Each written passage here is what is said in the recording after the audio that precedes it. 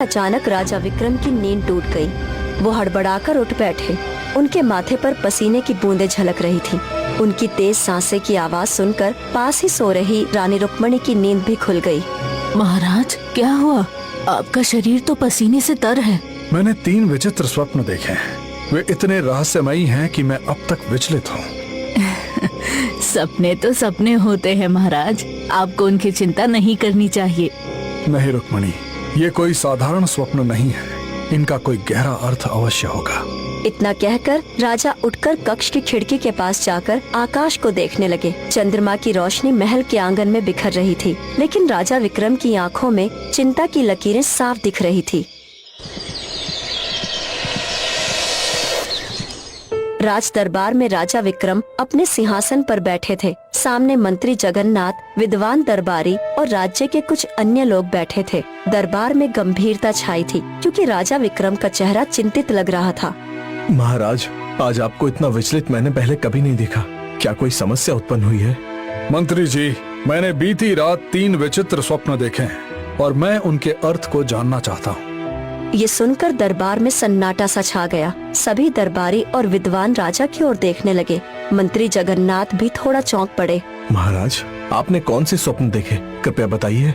राजा विक्रम धीरे से उठकर दरबारियों की ओर देखने लगे। उनके चेहरे पर गंभीरता थी। पहला स्वप्न, मैंने देखा कि मेरा महल सोने का बन चुका है। हर चीज सुनहरी थी, लेकिन जैसे ही मैंने महल को छूने की कोशिश की, वो अचानक रेत में बदल गया और मेरी उंगलियों के बीच से फिसलने लगा। दरबार में हलचल होने लगी। मंत्री जगन्नाथ भी गहरी सोच में पड़ गए। ये तो सचमुच विचित्र स्वप्न है। महाराज, कृपया दूसरा स्वप्न बताइए। दूसरा स्वप्न तो और भी रहस्यमयी था। मैंने देखा कि मैं एक विशाल समुद्र के बीच में हूँ। वहाँ एक नाव थी जो बिना पतवार के थी, और अचानक आकाश में काले पक्षियों का झुंड आया। वो नाव के चारों ओर मंडराने लगे, जैसे किसी बड़े अनिष्ट का संकेत दे रहे हों। अब दरबारियों के चेहरे पर डर और जिज्ञासा दोनों थी। ये स्वप्न साधारण नहीं लग रहा था। मंत्री जगन्नाथ अब और भी गंभीर हो गए। महाराज, ये तो सचमुच रहस्यमयी स्वप्न है। और आपका तीसरा स्वप्न? तीसरे स्वप्न में मैंने देखा कि मैं अपने सिंहासन पर बैठा हूँ, लेकिन मेरे चारों ओर अदृश्य जंजीरें लिपटी हुई हैं। वे धीरे धीरे कसी जा रही हैं और मैं चाहकर भी हिल नहीं पा रहा हूँ। अब पूरे दरबार में गहरा सन्नाटा था। कोई भी इन सपनों का अर्थ समझने में सक्षम नहीं लग रहा था। तो बताइए, क्या कोई इन सपनों का अर्थ जानता है? सभी दरबारी एक दूसरे की ओर देखने लगे, लेकिन किसी के पास कोई उत्तर नहीं था। मंत्री जगन्नाथ भी मौन थे। राजा विक्रम की नजरें दरबारियों के झुके हुए सिरों पर पड़ गईं और उनका क्रोध बढ़ने लगा। मैं समझता था कि मेरे दरबार में विद्वान लोग हैं, लेकिन आज मैं देख रहा हूँ कि तुम सब सिर्फ नाम के विद्वान हो। क्या कोई ऐसा नहीं है जो इन स्वप्नों का अर्थ बता सके? मंत्री जगन्नाथ हिम्मत जुटाकर सिर उठाकर राजा विक्रम की ओर देखकर बोले, महाराज, आपके स्वप्न निश्चित ही गूढ़ संकेत देते हैं, परंतु इनका सही अर्थ केवल कोई महान विद्वान, पुरोहित या कोई सिद्ध पुरुष ही बता सकता है। अगर आप अनुमति दें तो मैं राज्य के सबसे विद्वान राजपुरोहित और पंडितों को दरबार में बुला सकता हूँ। ठीक है, मैं अपने स्वप्नों का अर्थ किसी भी कीमत पर जानना चाहता हूँ। कल दरबार में राज्य के सबसे विद्वान पंडित और राजपुरोहित उपस्थित होने चाहिए। मंत्री जगन्नाथ सिर झुकाकर सहमति में सिर हिलाने लगे। दरबार में गंभीरता छा गई और सभी को अब अगले दिन होने वाली सभा का इंतजार था। राजा विक्रम चिंतित थे और उनके चेहरे पर बेचैनी साफ झलक रही थी। वो इन सपनों के रहस्य को जानने के लिए व्याकुल थे।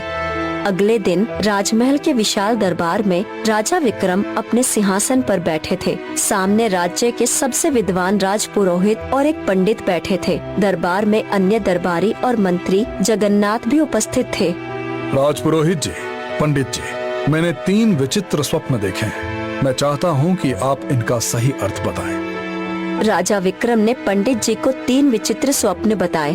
राजपुरोहित और पंडित एक दूसरे की ओर देखने लगे और फिर गहरी सोच में डूब गए। कुछ देर बाद राजपुरोहित बोला, महाराज, क्षमा कीजिए, आपके स्वप्न बड़े विचित्र हैं। मैं इनका सही अर्थ नहीं निकाल पा रहा हूँ।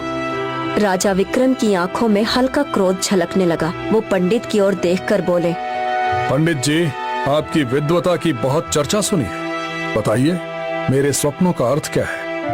पंडित कुछ देर तक चुप रहे, फिर सिर झुकाकर बोले, महाराज, मुझे क्षमा करें, मैं भी इन सपनों का रहस्य नहीं समझ पा रहा। राजा विक्रम का धैर्य जवाब देने लगा। वो क्रोधित होकर सिंहासन से खड़े हो गए। यदि तुम दोनों मेरे स्वप्नों का अर्थ नहीं जानते तो मेरे दरबार में रहने का क्या औचित्य है? तुरंत दरबार से निकल जाओ। राजपुरोहित और पंडित निराश होकर अपना सिर झुकाते हुए दरबार से बाहर चले गए। कुछ क्षण बाद मंत्री जगन्नाथ राजा विक्रम से धीमे स्वर में बोले, महाराज, मैं एक महान साधु को जानता हूँ। वो रहस्यमय विषयों का ज्ञाता है। संभवतः वो आपके सभी सपनों का अर्थ बता सकते हैं। राजा विक्रम क्रोध में झलकते स्वर में बोले, तो फिर मेरी शक्ल क्यों देख रहे हो? जाओ और उसे अभी राजमहल में लेकर आओ। मंत्री जगन्नाथ शीघ्रता से दरबार से निकल गए। कुछ ही देर में वो एक साधु को साथ लेकर लौट आए। साधु के वस्त्र धूसर रंग के थे और उनकी आंखों में एक गहरी चमक थी। राजा विक्रम अपने 3 विचित्र स्वप्न के बारे में बताते हुए साधु से बोले, साधु बाबा, मैंने यही 3 विचित्र स्वप्न देखे हैं। मुझे इनका सही अर्थ चाहिए। साधु ने अपनी आंखें बंद कर ली और गहरे ध्यान मुद्रा में चले गए। कुछ देर बाद साधु अपनी आंखें खोलकर राजा विक्रम से बोले, महाराज, आपके तीनों स्वप्न आपके और आपके राज्य के भविष्य का संकेत देते हैं। ये शुभ भी हो सकते हैं और अशुभ भी। राजा विक्रम की भौहें तन गई। ये तो मैं भी जानता हूँ, लेकिन इनका वास्तविक अर्थ क्या है? महाराज, मैं इससे अधिक कुछ नहीं कह सकता। ये रहस्य अभी खुलने योग्य नहीं है। राजा विक्रम क्रोधित होकर सिंहासन से खड़े हो गए और साधु की ओर उंगली उठाते हुए बोले, यदि तुम मेरे स्वप्नों का रहस्य नहीं समझ सकते तो फिर तुम्हारी विद्या किस काम की? निकल जाओ मेरे दरबार से। साधु शांत मुद्रा में सिर झुकाए दरबार से चले गए। राजा विक्रम क्रोधित अवस्था में बगीचे में टहलने लगे। उनके चेहरे पर चिंता की लकीरें स्पष्ट थी। तभी रानी रुक्मणी वहां आ पहुंची। महाराज, आप बहुत चिंतित लग रहे हैं। रानी, मेरे स्वप्नों का कोई अर्थ नहीं बता सका। मुझे अब भी लगता है कि वो कोई साधारण स्वप्न नहीं थे। कभी कभी स्वप्न केवल मन का भ्रम नहीं होते। नहीं रुक्मणी, वो हमसे कुछ कहने की कोशिश करते हैं।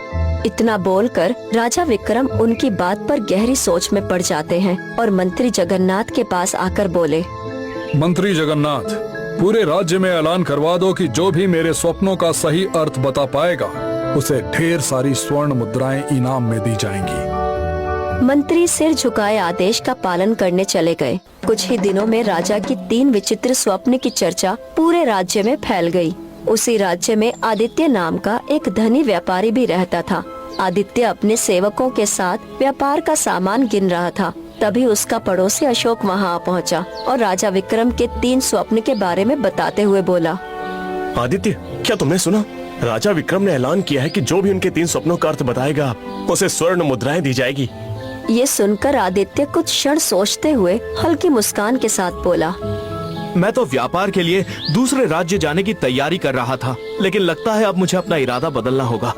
अशोक चौंकते हुए बोला, ऐसा क्यों?